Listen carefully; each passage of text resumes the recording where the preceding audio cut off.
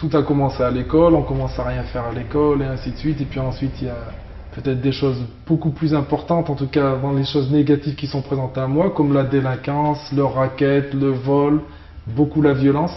Et je dirais que plus qu'être confronté à des choses difficiles auxquelles moi j'essayais de répondre, je pense qu'il y avait quelque chose déjà de mauvais en moi, quoi. J'avais besoin d'évacuer cette violence. Et cette violence, eh ben, j'ai commencé à l'évacuer à l'école.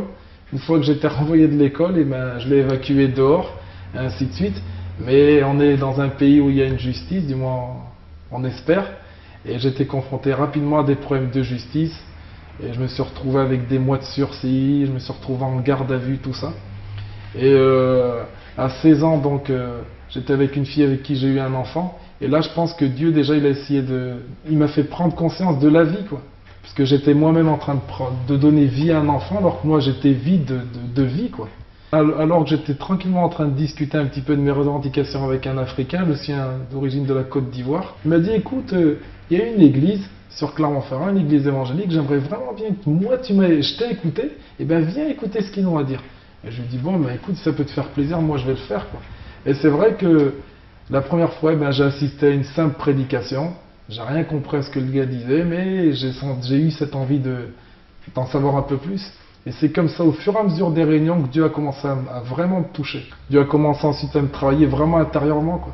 C'est pas uniquement le fait d'être allé dans une église, d'entendre parler de Jésus, quoi. Il y a quelque chose qui a été semé, et ensuite, Dieu, par le Saint-Esprit, a fait vraiment un travail dans mon cœur, quoi.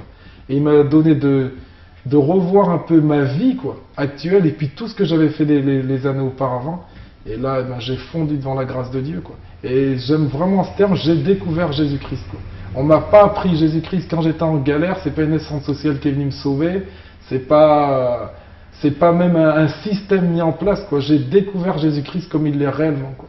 Et là, ma vie a vraiment changé. Déjà, je dirais que je suis plus animé des mêmes pensées. Je veux dire, mes buts sont plus les mêmes. Et je dirais même le regard que j'ai sur l'extérieur, ça n'a plus rien à voir. J'ai plus de l'amour, quoi. Et c'est un véritable amour. Je veux dire, avant, c'est vrai, hein, même si j'étais pas hyper costaud, j'avais une violence au fond de moi qui avait besoin d'être évacuée. Aujourd'hui, j'évacue pas ma violence de la même manière, quoi. Et puis, je dirais que même au travers de cette relation avec le Seigneur, quoi. Le Seigneur, c'est pas uniquement, il vous touche et il vous laisse dans un coin et il vous laisse vous débrouiller. Je veux dire, c'est une réelle relation, ça qui est important. C'est pas, j'ai pas appris une religion, j'ai une relation avec Jésus-Christ. Et cette relation au quotidien, eh ben, elle m'amène encore aujourd'hui à revoir des choses sur ma vie. Elle m'amène encore à avoir des éclaircissements sur peut-être des points qui sont encore obscurs que j'ai pas compris. C'est une continuité de vie, quoi. Je suis en relation avec mon Dieu, je suis en relation avec le véritable. Et au quotidien, ma vie, elle change tout ça.